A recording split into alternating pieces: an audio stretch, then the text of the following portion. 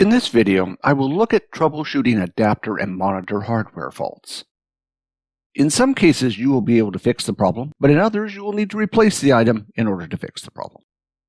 The first problem that I will look at is persistent image. When this happens, the previous image on the screen will leave a shadow or an impression on the screen. When this occurs, turn the display off for a little while. This will allow all the pixels to power down and hopefully reset back to off. On some monitors, there may be a reset function which will attempt to reset all the pixels back to their defaults. Generally, when this function is activated, the monitor will need to be left off for a few hours to complete the process. In some cases, you may not have an old image that is visible, but you may have some pixels that are causing problems. Next, I will look at stuck pixels. A stuck pixel is when a pixel or subpixel is stuck, either in the on or off position. In some cases, it may only be a subpixel, that is, only the green, red, or blue component. In other cases, the whole pixel may be affected. Since it is limited to a subpixel or pixel, it may not be that noticeable. In the worst case, you may have a black screen and a single lit-up pixel, or a white screen with a noticeable black pixel. If you start getting more stuck pixels, it will start to become more noticeable. To see if you have any stuck pixels, I will run a quick test video. This test video will display red, green, blue, white, and black. The whole screen will be the same color. If you have any pixels that are not working correctly, you should see a dot or dots on the screen that are not the same as the others. Hopefully, you won't have too many of them. In some cases, the pixel may just need to be worked a little to free it up. There are plenty of stuck pixel videos available which will flash colors on the screen. There's also software that does the same thing. They essentially change the color on the screen very quickly, which gives the pixel a little workout. Hopefully, that will free it up. If you do some searching, there are some other methods that may free the pixel up. For example, gently tapping on the affected area of the screen with a stylus or pencil eraser to free up the pixel. We can't recommend any of these approaches to you, as if you tried them, there is a risk of damaging the screen further. In some cases, the pixel may not be fixable. In some cases, it does not matter what you do. The pixel won't work correctly and is considered to be defective. This occurs because the screen itself is damaged. You can see in this example, the thin wires that powered the cell are damaged. It does not matter what sort of tricks you do, you won't be able to fix this. If the pixel is permanently black, it is called a dead pixel. A pixel that is always white or a particular color is a lit pixel. In this example, a broken wire like this in a TN monitor will cause a black pixel. In an IPS or MVA monitor, a broken wire will result in a lit pixel. The problem may not always be a broken wire. A faulty transistor can cause the switch to be always open, creating the opposite effect. Since the color on LED screens is divided into red, green, or blue, if only a single cell is broken, this won't appear as white or black, but another color. Different manufacturers have different policies on defective pixels in manufacturing and replacement of LCD screens. Some manufacturers will sell LCD screens with a guarantee that the screen will not exceed a certain number of defective pixels. Others will sell the screen and not check how many defective pixels there are. However, if you attempt to have the LCD screen replaced, they will count the number of defective pixels and not replace it unless there are a certain number. For this reason, check the manufacturer's policy before buying or attempting to get a replacement. The next problem you may come across is burn-in or ghosting. This is when you can see discoloration on areas of the screen. This can potentially even be seen when the monitor is off. For example, in this case, you can see that "Please wait" can be seen even when the monitor is off. Screen burn occurs when the same image is displayed on the screen for long periods of time. CRT monitors suffered from burn-in due to the phosphor components losing their luminance as time goes on. Some plasma screens are also vulnerable to screen burn. You can see in this example a plasma screen used in an airport. You can see the burn-in green and yellow colors on the screen. Also, there is some burn-in for the title at the top of the screen. As technology improved, screens became more resistant to burn-in, so you will find this will be more of a problem with older plasma screens. To get around this, operating systems use screensavers to change the pattern on the screen, so the same image is not being displayed all the time. The good news is that modern LCD screens are very resistant to burn-in. This does not mean that it cannot occur. However, it is less likely to do so. More of a concern is the new technology OLED. OLED uses LEDs to produce an image, and as time goes by, these LEDs reduce in brightness. If you display the same image all the time, that area of the screen's LEDs will reduce in brightness at a different rate to the other LEDs on the screen. In this example, you can see that this OLED monitor was playing CNN all day. Because of this, the CNN logo and lower third graphics are on the screen all day. This has caused burn-in to the screen as it has been displaying the CNN logo for a long period of time. OLED LEDs will wear out the longer the screen is in use. This is because the LEDs displaying that image wear out at a different rate to the rest of the LEDs on the screen. I will now look at how you can reduce the effect of burn-in on your screen. Although improvements in technology have made screens more resistant to screen burn-in, the new OLED screens are still subject to screen burn-in. OLED screens cost a lot of money, so you want to prevent this if possible. Let's consider that you have video playing on the screen and there's a logo at the bottom. If the logo is always in the same spot on the screen, what you can do is change the zoom and position of the image so the logo is no longer visible. By doing this, you also crop some of the image. In some cases, this may be an acceptable trade-off. At other times, it will not. If the logo is very big, you may just want to move the screen around a bit periodically to help even out the burn-in.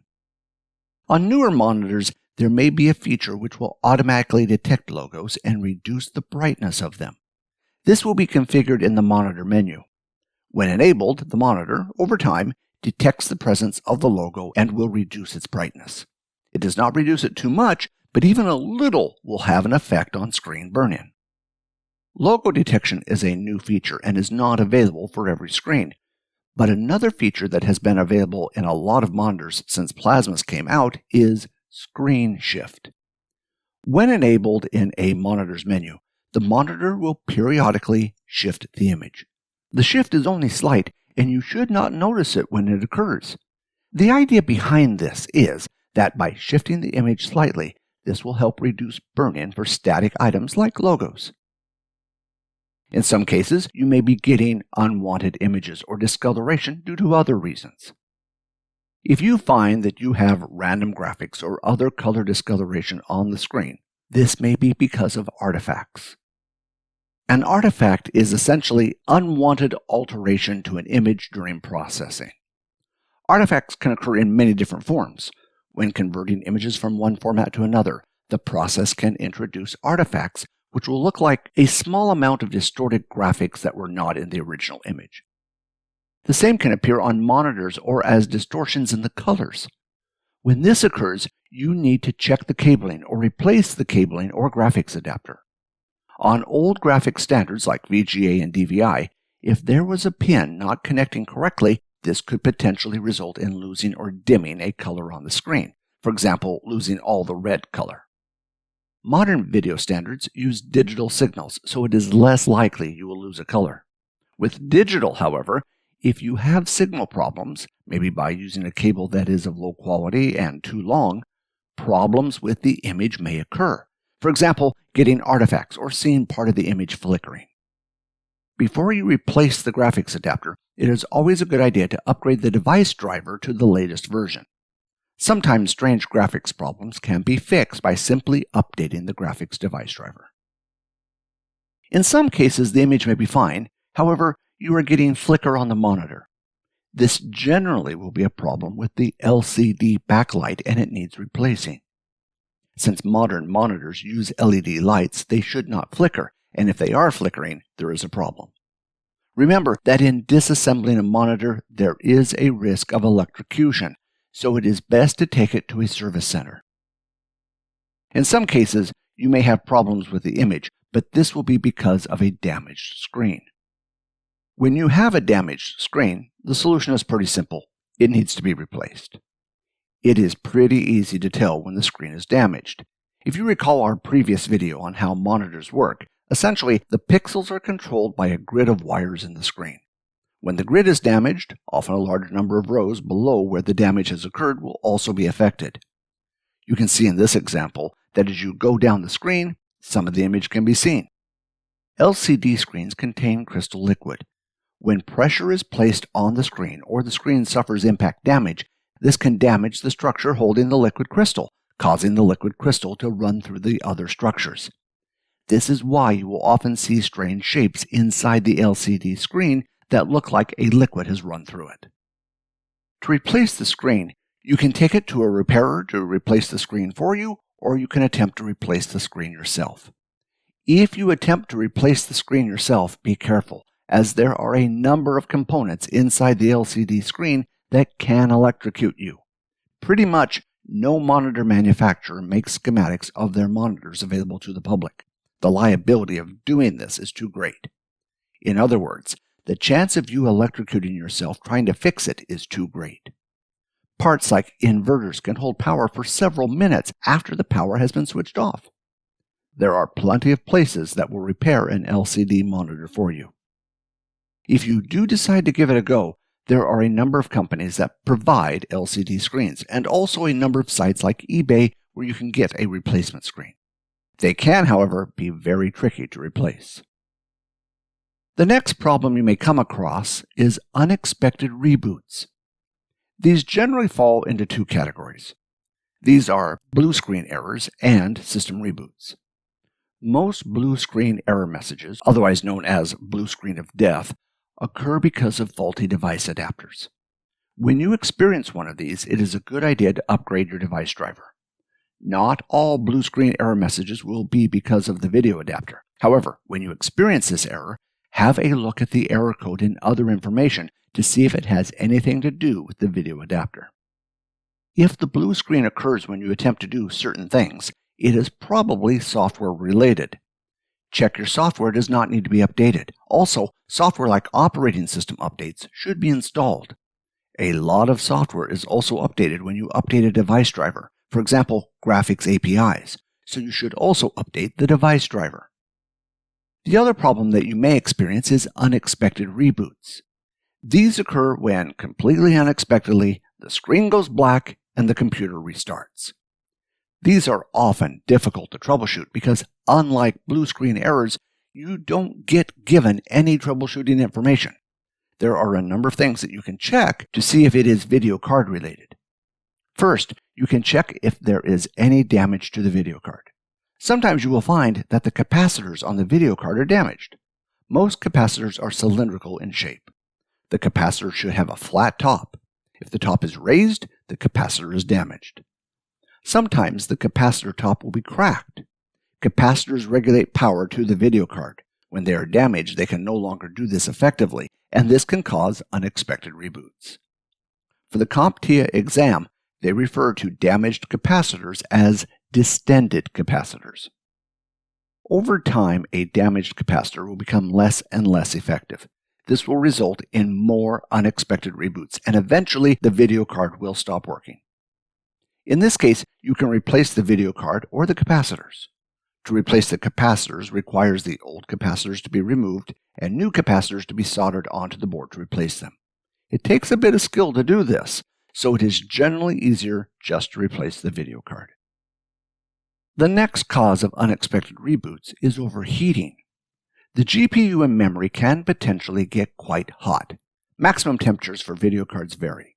As a general rule, if the video card is going above 90 degrees Celsius or 190 degrees Fahrenheit, it is starting to get too hot. If you want to check how hot your GPU is, there are a number of free tools available. One good tool is GPU-Z. The GPU heat will increase depending on the workload.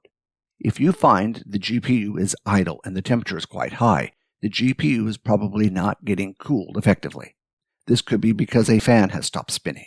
It could also be because the heat sink on the fan is not being effective.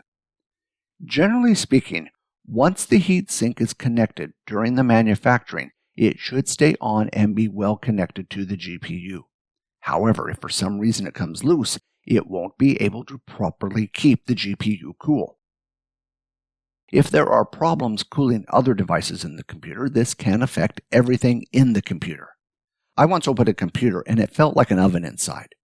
What had happened was the CPU fan was not connected, causing the inside to heat up. When this occurs, hot air can go into other components, causing problems. If the power supply gets too hot, this will cause the computer to switch off. The computer most likely won't start up again for a minute or two if this occurs.